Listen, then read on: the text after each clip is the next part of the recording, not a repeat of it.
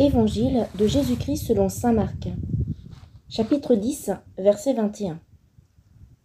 Jésus le regarde avec amour et lui dit : « Une seule chose te manque. Va, vends ce que tu as et donne l'argent aux pauvres, alors tu auras des richesses près de Dieu.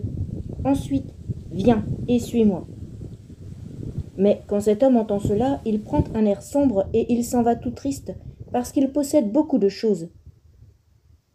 Jésus regarde ses disciples qui sont autour de lui et il leur dit : « Pour ceux qui ont des richesses, c'est vraiment difficile d'entrer dans le royaume de Dieu. » Les richesses, les disciples sont très étonnés par ces paroles, mais Jésus leur dit encore : « Mes amis, c'est vraiment difficile d'entrer dans le royaume de Dieu. Est-ce qu'un chameau peut passer facilement par le trou d'une aiguille ?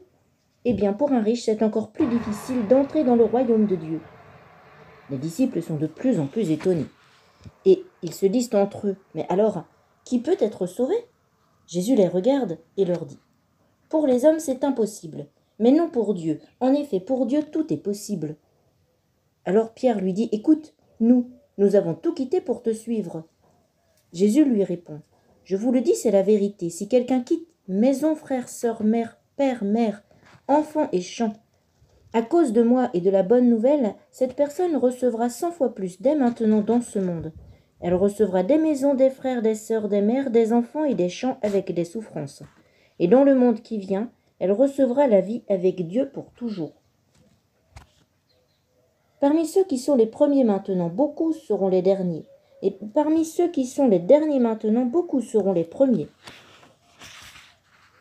Une troisième fois, Jésus annonce qu'il va mourir et se relever de la mort. Jésus et ceux qui le suivent sont en route, ils montent à Jérusalem. Jésus marche devant eux, ses disciples sont effrayés, et ceux qui les accompagnent ont peur. De nouveau, Jésus prend avec lui les 12 pour leur parler. Ils se mettent à leur dire ce qui va bientôt lui arriver. « Écoutez, nous montons à Jérusalem. Le Fils de l'homme va être livré aux chefs des prêtres et aux maîtres de la loi.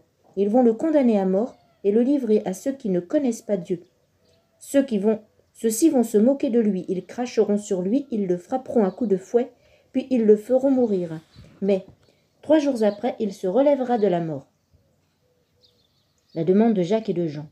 Ensuite, Jacques et Jean, les 2 fils de Zébédée, viennent près de Jésus et ils lui disent : « Maître, nous allons te demander quelque chose, et nous souhaitons que tu acceptes. » Jésus leur dit : « Qu'est-ce que vous voulez que je fasse pour vous ?»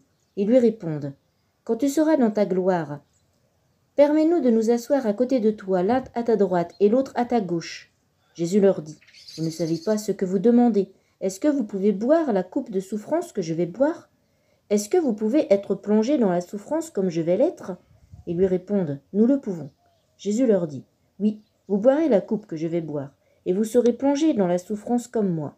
Mais je ne peux pas décider qui sera assis à ma droite ou à ma gauche. C'est Dieu qui a préparé des places pour certains.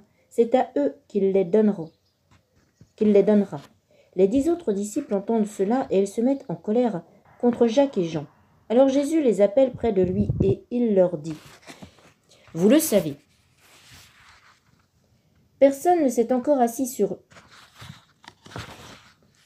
Ceux qu'on regarde comme les chefs des peuples les commandent comme des maîtres, et les gens importants font peser leur pouvoir sur les autres. Mais entre vous, cela ne se passe pas ainsi. Au contraire, si l'un de vous veut être important, il doit être votre serviteur.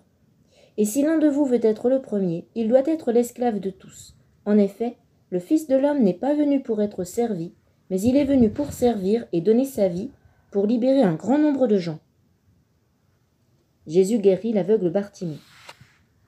Jésus et ses disciples arrivent à Jéricho. Puis ils sortent de la ville avec une grande foule. Un aveugle appelé Bartimée, fils de Timée, est assis au bord du chemin. C'est un mendiant.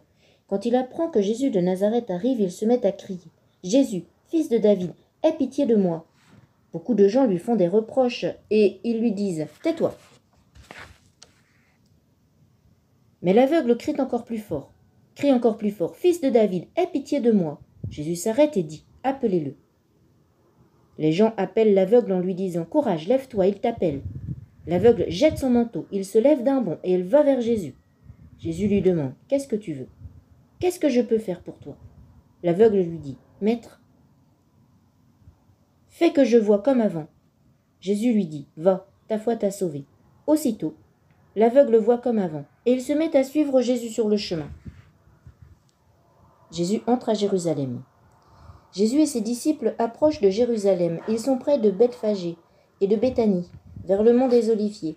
Jésus envoie 2 disciples en leur disant, « Allez dans le village qui est devant vous. Là, vous verrez tout de suite un petit âne attaché avec une corde. Personne ne s'est encore assis sur lui. Détachez-le et amenez-le ici. » Marc 11, 3.